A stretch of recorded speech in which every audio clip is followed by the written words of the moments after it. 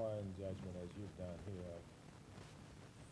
I do know that previous grand juries have always indicted, so I am very disappointed and curious as to, how this one looked at it. Since the Playboy channel is a pay service, that's people's choice, and we defend their right to do that. So yes, I do think it's a freedom of choice issue.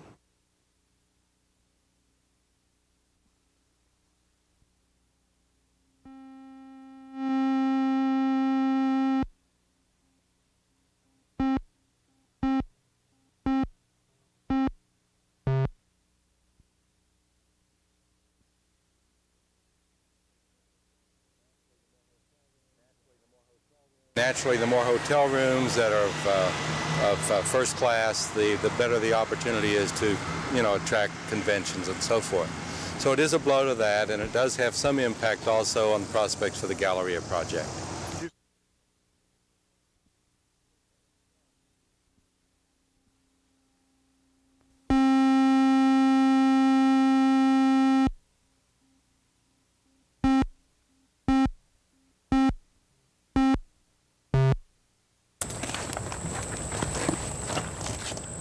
I don't know, would that be? Franklin Leach says there's something foul going on in his Stillwater neighborhood. For the past couple of weeks, tens of thousands of starlings and grackles have been roosting in a brushy area just north of the OSU campus. Leach and his friends want to make it clear the feathered residents are not welcome in this neighborhood. Area residents were especially upset to discover that the birds could give humans a fatal lung disease. There are several children from Myriad student housing that cut across that area, and when school starts this week, they'll be walking close to that area, and some of them even cut through the trees, so that does present more of a problem with the health hazard. Each night, shortly before sunset, the starlings and grackles wing their way back to the trees. This night, someone will try to keep the birds from returning to their urban roost. The city of Stillwater asked the U.S. Fish and Wildlife Service to help startle the starlings away from the neighborhood. The experts tried to scare them away with loud noises and wounded bird calls. Once they get in the trees, it's a lot tougher to get them to move out. So we try to get them as they come in late of the evening, try to get them to flare off before they ever get to the area. The noise also startled some nearby residents. I have an 11-month-old son, and they just started this up last night and scaring him half to death. He's been clinging to me all day long. The bird battle will continue for the next few nights. Wildlife experts are hoping the starlings and grackles will be gone by Friday. Scott Wallace, News 4 in Stillwater. Coming in from the southwest.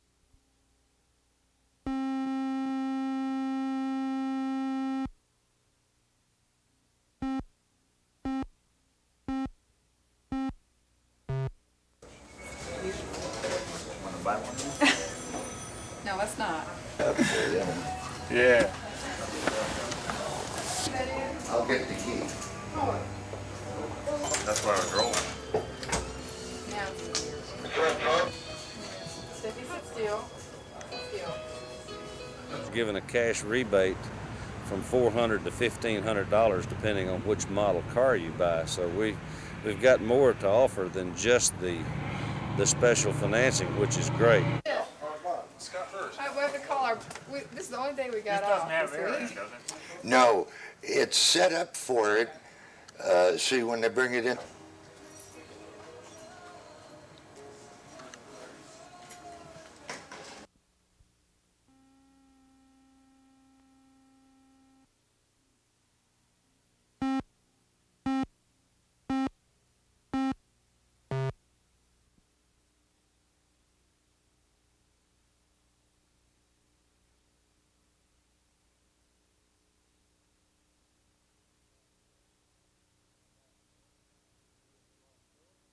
We have brought more minorities and more women into leadership roles in government than any other state, and I'm very proud of that too. And I'm proud of the men and the women and the various races that we have serving in our state, and I think all voices should be heard on agencies, boards, and commission, and I'm very proud to have you serve and to have you make your contribution.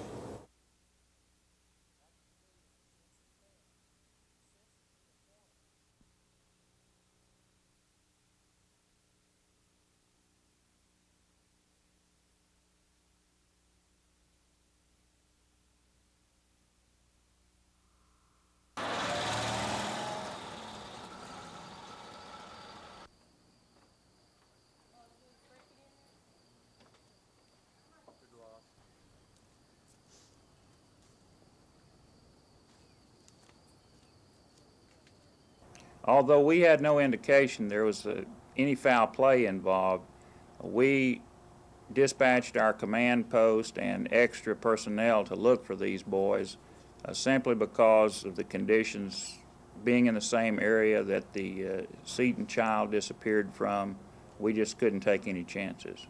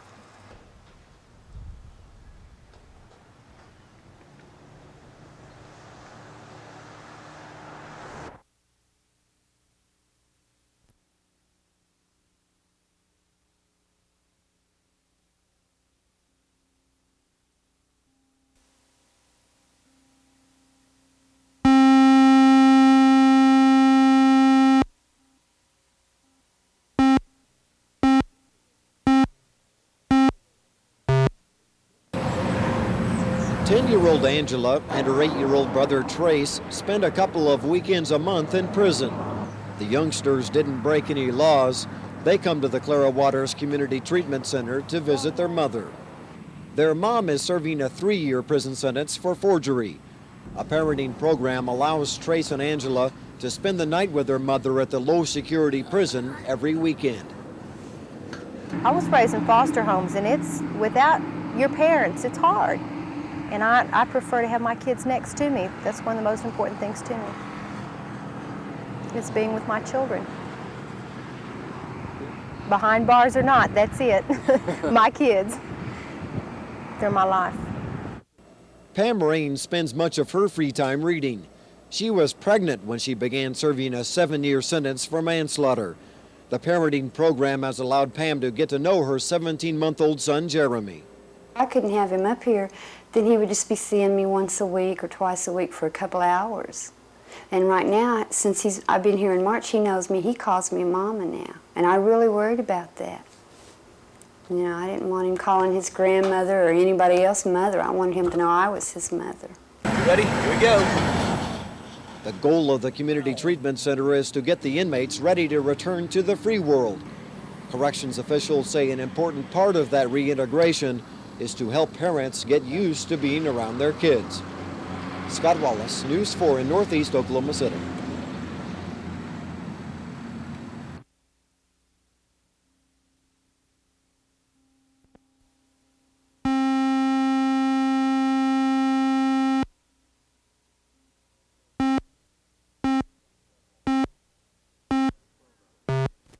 $12, sir. Despite steep admission prices, a seemingly endless line of spectators filed through admission gates to see the final day of racing. Advance tickets have been on sale for weeks at a slight discount, and many took advantage of those to spend a Sunday afternoon for a few dollars less. $1, come on, get your program. As with any event that draws so many people, concessionaires lined the lake's banks. Cold beverages were on tap or in can for those who didn't bring their own, and workers were selling hundreds of cases per hour at $1.50 per can. The event even provided business for some local construction companies who are brought in to help launch the huge hydroplanes for the races. Race officials say the 3-day event is expected to inject a healthy dose of cash into the Oklahoma City economy. Chamber of Commerce and, of course, the people that we've been working with have given estimates of up to $20 million. I know that we have a lot of guests at a lot of the motels that really don't come to, people that don't come to Oklahoma City except for an event such as this. Workers are already planning improvements for next year with the hope of building the race's reputation enough to attract an even larger event in the future. Our intent is to build on this event, make it an annual show, and in 1989 to run the Gold Cup race here in Oklahoma City. We have to bid on it, and we'll have to competition from other cities. But that's the race that we'd like to bring here in 1989 to celebrate our centennial year. At Lake Overholser, Storm Smith, News 4.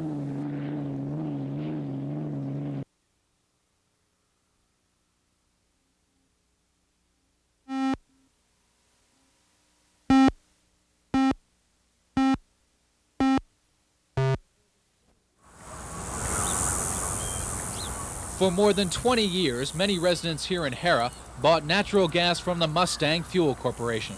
The ready supply attracted homeowners, but this week those people all face disconnection. The gas flame could dim for customers like Homer Bishop because Mustang Fuel wants to cut off the supply on Friday. Bishop and his neighbors tapped into the company's pipeline because it ran right through their property. They say state law mandates that their gas supply stays on. But Mustang Fuel disagrees, leaving Bishop wondering how he'll heat his home. I mean, I don't think they're done us very fair. I think it's just not right that they can come in here and do this to us. If they want to take their lines up or quit using the line, then, you know, there wouldn't be no argument. But as long as they're running gas through there, I think they should have to supply us. In a news conference, attorneys for some residents affected by the cutoff announced they will seek an extension of a court injunction against the company. Lawyers stress that some customers face a financial hardship if they must convert from natural to propane gas. Some of the people that have called Mustang have even agreed to let them increase their rates, just to leave them on their pipeline. Do anything. Don't leave us, don't cut us off and leave us out in the cold. But officials with Mustang Fuel claim that they are not leaving customers out in the cold. Disconnection notices went out a month ago in the middle of summer. And spokesmen also say they will financially assist any customer facing a real hardship when the gas goes off. Bob Donaldson, News 4, Harrah.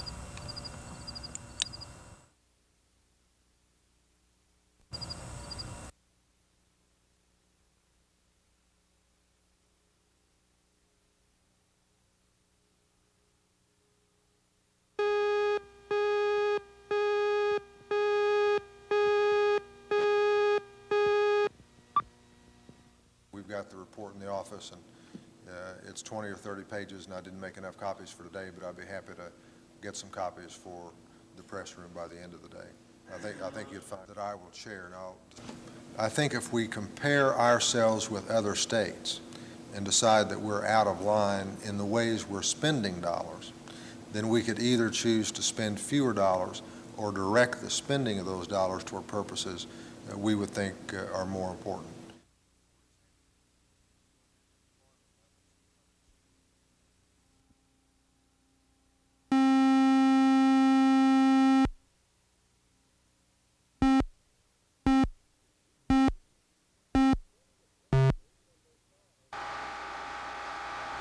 Plenty of witnesses said they saw Elvin Ray Jackson gun down his wife Patty and 3 other Carnival workers on a Norman Midway last April. Jackson claimed he was upset because his wife had taken a job as a Carnival ticket seller. The Guthrie man said he bought a .25 caliber pistol and then just blacked out before he began the shooting spree. Today, Elvin Jackson pled guilty to the shootings. His attorney called the woundings crimes of passion.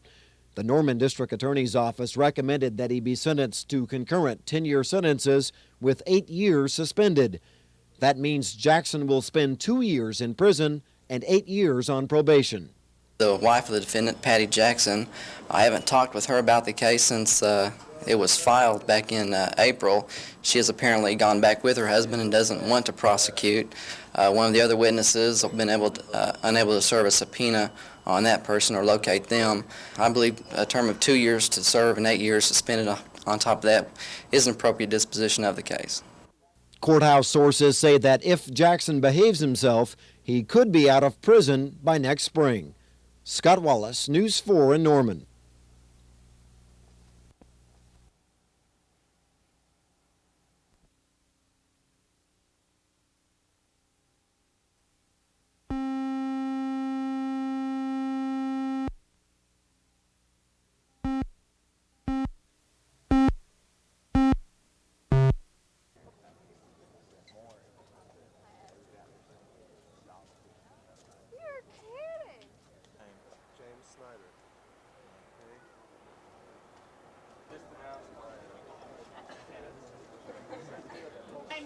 know your number.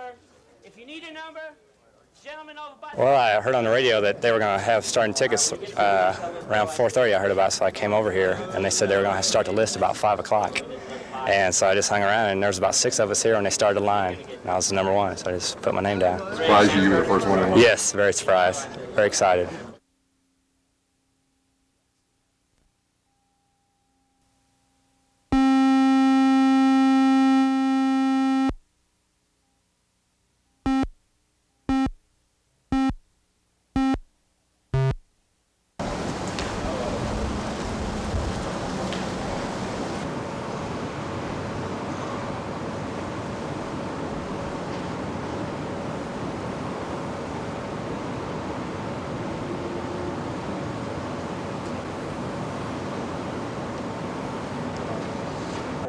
Just same width as right here, and cut air. So this is the size of the hole right here. Beg your pardon?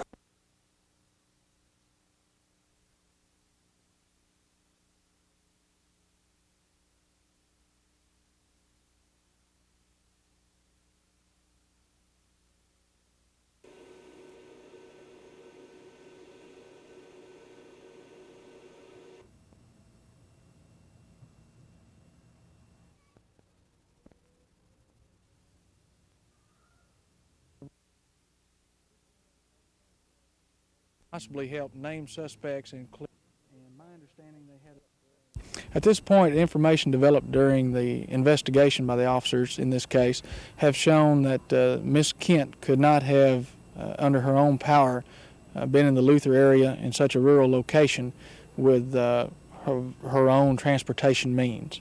There is no logical explanation for her being in a rural field area in Luther.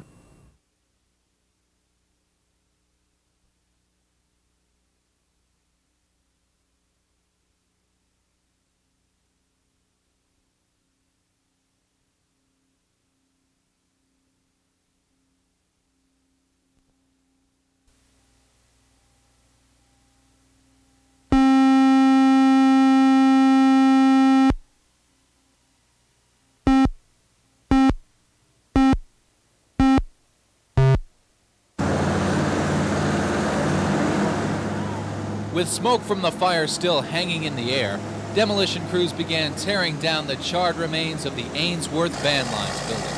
The three-alarm blaze left little else but an unsteady wall ready for toppling. Earlier in the day, flames engulfed the entire structure, sending huge clouds of smoke billowing into the sky over downtown. When firefighters arrived, they found the rear portion and the entire second floor ablaze. Furniture and other dry goods inside fueled those flames. The intense heat drove back the one crew that tried to enter the building. This building was very poor. After about 10 feet inside the building, you couldn't see your hand in front of your face. All you could see was just the flames and the stuff, you know, coming out the back, and you could hear the ceiling and the roof falling, and like that. We never could really get back there due to the extensive heat and smoke. Department officials say firefighters fought a defensive battle. They soaked down the building to prevent the flames from jumping to other structures nearby. The size and the heat of the blaze forced officers to keep their distance. It's just too dangerous for a fire this size to let our firefighters be inside. We have the danger of structure collapse, which we've already had, so we're just rather be safe at this point. Investigators will now start their search into the cause of the fire. They already know this blaze was one of the biggest and most destructive of the year. Bob Donaldson, News 4.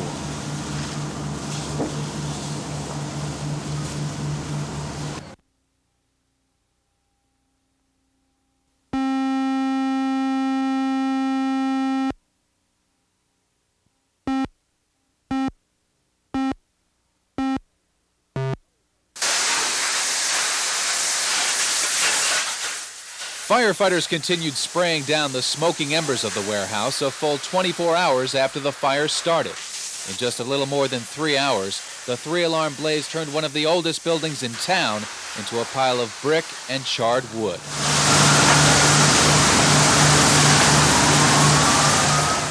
Department officials call this fire the most destructive of the year.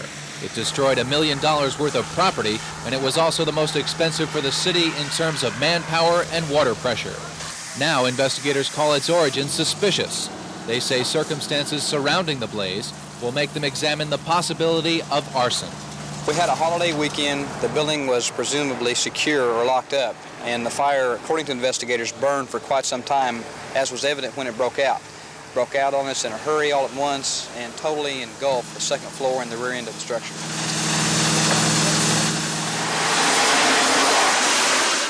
Officials also say they still don't know who owns what's left of the warehouse. Ainsworth Van Line sold it, and investigators suspect a management company runs the property. But ownership is just one question facing the department in the ashes of this spectacular and dangerous fire. Bob Donaldson, News 4.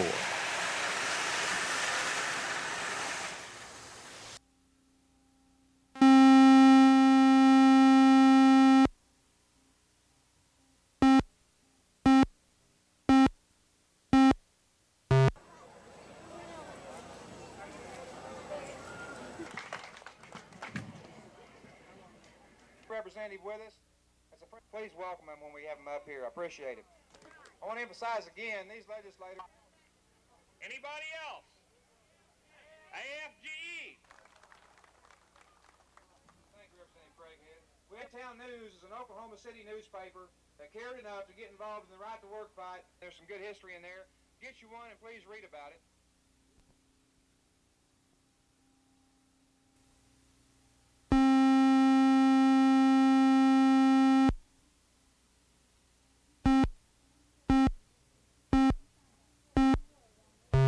If you find that same word on your paper, you'll know what color to color that first circle. Oklahoma City teachers today entered the classroom more optimistic than this time last year. Their paychecks will go a little further now that a $2,000 pay increase has taken effect. It's the first state-mandated pay raise for teachers in 3 years. There is some discontent, however, among teachers aimed at the local board. The feeling is that while the state made a $2,000 commitment to salaries, the Oklahoma City School Board failed to come through with its fair share of an increase. The average teacher pay raise was $2,450 total. I think several had hoped for more. Some people are in greater need than others. I think many people were disappointed that they maybe didn't come up with more. But there are positive changes in the future, though. Class size will be reduced from the average 30 to 35 per classroom to 20 students per room over the next 5 years. That means more teaching jobs to balance out the state-mandated teacher-student ratios. So as students size up their teachers on this first day of school, teachers themselves are sizing up just what kind of a commitment they can expect from the state and local districts in the future. Terry Cook, News 4. it's the second door.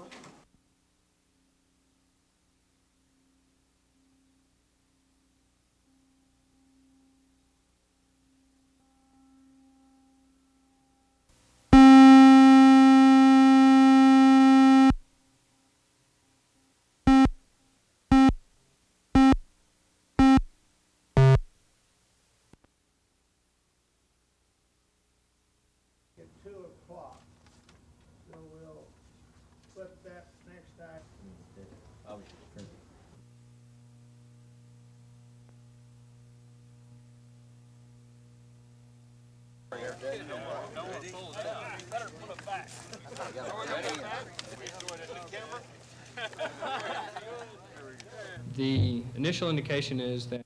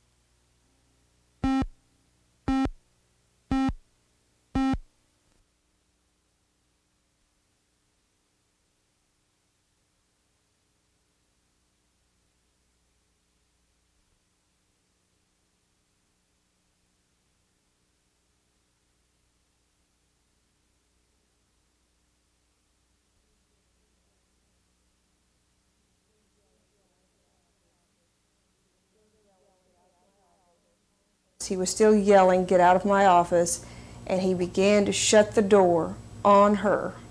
And the first slam evidently hit her upper, her forehead just below her eyebrow, and she pulled back, and the next blow or blows and hit her arm.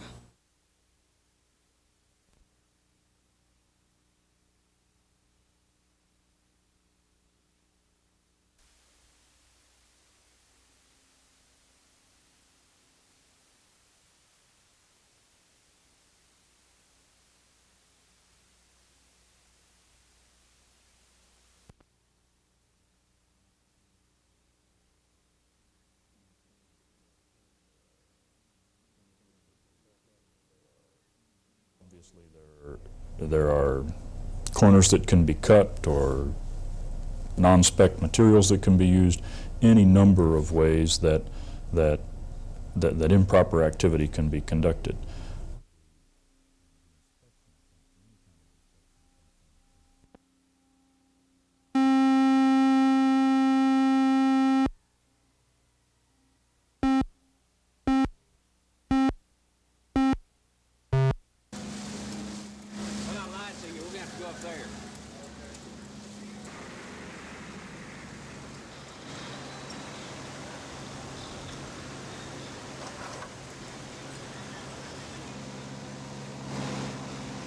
I think it's the time of the year and this beautiful park that we have to use for the festival, and just they just seem to be fun. People in Oklahoma City enjoy an arts festival.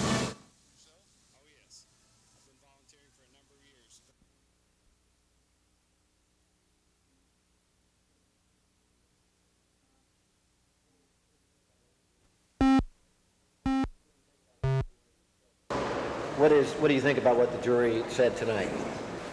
What can I say? It's the best frame, though, Bob Macy ever put up in his life. How was that? How was that? Yes, sir. His little friends out in Midwest City planted evidence all over my trailer. Are you guilty? Hell no.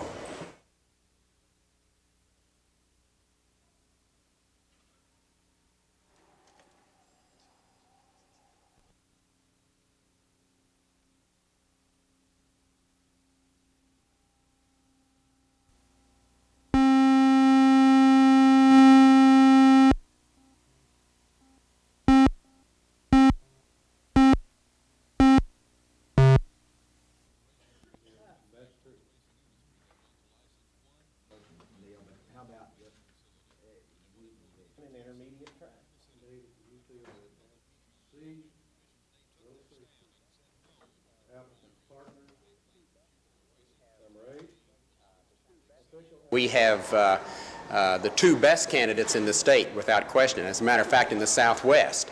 And the fact that we have them in Oklahoma City and wanting to put a track here is an asset and a wonderful thing to have happen to our community. And we're very proud of that, and we'll support those efforts.